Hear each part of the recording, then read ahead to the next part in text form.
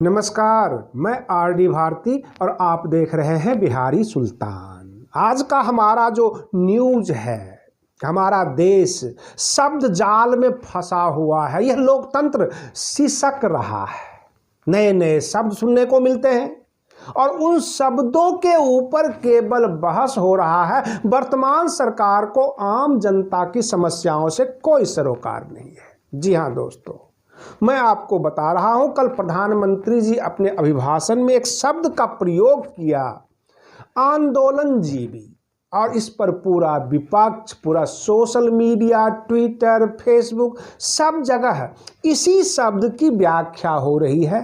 प्रधानमंत्री जी ने कहा कि अभी अभी लेटेस्ट जो एक ट्रेंड आया है कि देश में आंदोलनजीवी वर्ग पैदा हो गए हैं जो आंदोलन करते हैं। तो मैं क्या कहूं, जो स्वतंत्रता संग्राम में जितने भी लोग आंदोलन करते थे, जिन्होंने देश को आज़ाद करवाया, राष्ट्रपिता महात्मा गांधी हो अथवा चंद्रशेखर आज़ाद, सरदार भगत सिंह, अथवा जितने भी स्वतंत्रता सेनानी हुए, सबको हम आंदोलनजीवी कहें। और आंदोलनजीवी का मतलब क्या?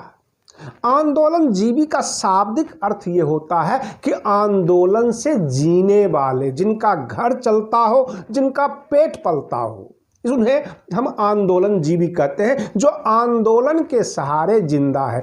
तो जो दिल्ली के मुख्यमंत्री हैं अरविंद केजरीवाल जी, वह भी तो आंदोलन से ही आए।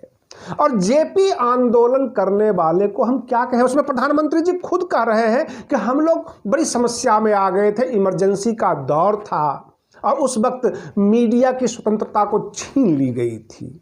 क्या आज की मीडिया स्वतंत्र है? अथवा जो पत्रकार हैं वो पक्षकार बन चुके हैं?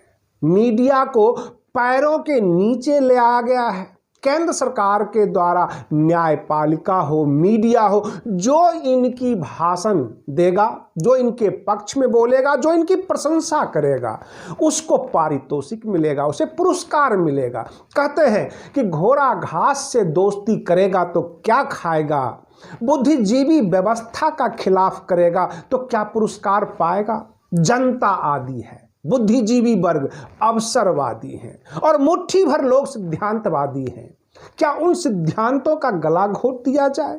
अब ये जो आंदोलनजीवी जो शब्द निकल कर आया है, इसके ऊपर पूरे एक सप्ताह डिबेट होगा पक्ष और विपक्ष की, और पूरे 135 करोड़ के इस लोकतंत्र में जो हमारी जनता है, जिन्होंने चुनकर सत्ता में भेजा, केंद्र में भेजा है, केंद्र सरकार बनाई है, वह अपनी समस्याओं के लिए मुंह ताकते रहेंगे।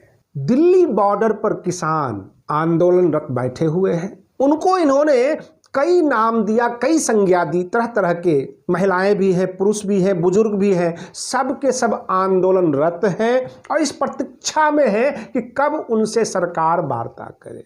इधर भारतीय जनता पार्टी के राष्ट्रीय अध्यक्ष जेपी नड्डा जी पश्चिम बंगाल का दौरा करेंगे, क्योंकि बंगाल जो जीतना है इनको, और चुनाव की जीत को जनता का प्यार मानकर चल रहे हैं। यह मानकर चलते हैं कि हम चुनाव जीतते हैं, अतः देश में कोई समस्या नहीं है, जनता खुश है।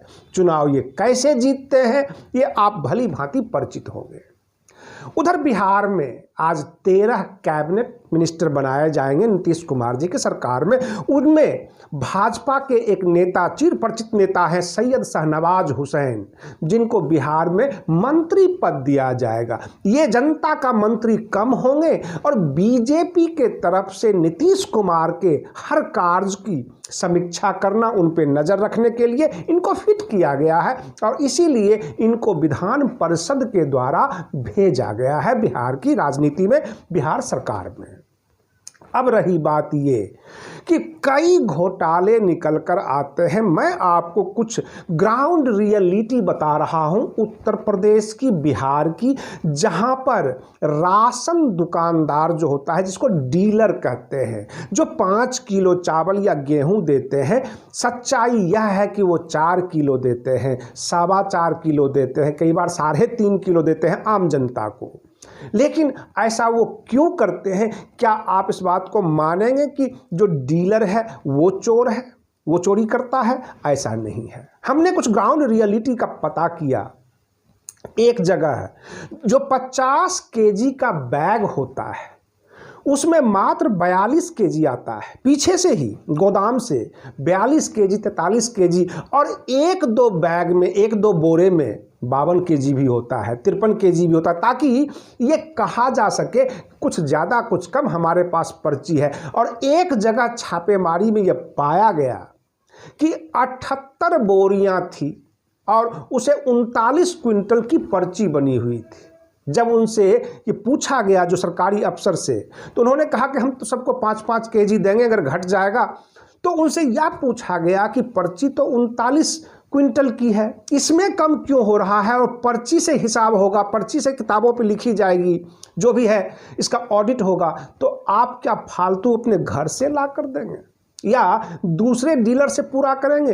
कुल मिलाकर डीलर सामने होता है, आम जनता मारने के लिए उस राशन दुकानदार के सर पर खड़ी हो जाती है, क्योंकि तुम मुझे कम क्यों देते हो। सच्चाई यह है कि पूरा का पूरा सिस्टम करप्ट है और ऊपर से ही कम आ रहा है, जिसमें पदाधिकारी शामिल हैं, और वो पदाधिकारी सारा घौंस डीलर के ऊपर निकालते हैं। अगर डीलर टाइम से उनको पेमेंट लेकर नहीं खड़े हो तो उसकी डीलरशिप कैंसिल हो जाती है। उनको अनाज कम मात्रा में देना और ये कहना कि आम जनता से तुम जूझो, और जब आम जनता शिकायत करती है तो वही अधिकारी डीलर को चोर साबित कर देते हैं। इस तरह का पूरा सिस्टम नज़र में आया है, कैमरे के सामने आया है। कुल मिलाकर इसको आप संस्थागत अपराध कह सकते हैं। इंस्टीट्यूशनलाइज्ड क्राइम का जो है बढ़ावा हुआ है वर्तमान सरकार में। सरकार नीचे से ऊपर तक करप्शन में फंसी हुई है, भ्रष्टाचार में फंसी हुई है। कहते हैं कि तुम भी लूटो हम भी लूटे, लूटने की आज़ादी है। उनकी लूट को कोई न जाने जिनके देह पर खादी है। कि सारे के सारे नेतागण आपस में गठजोड़ करके एक लूट, एक भ्रष्टाचार वाली लोकतंत्र आम जनता को सुपुर्द कर दिया है। आप बने रहिए बिहारी सुल्तान चैनल पर। हम लेटेस्ट न्यूज़, लेटेस्ट टॉपिक लेकर आपसे मिलते रहेंगे। तब तक के लिए धन्यवाद।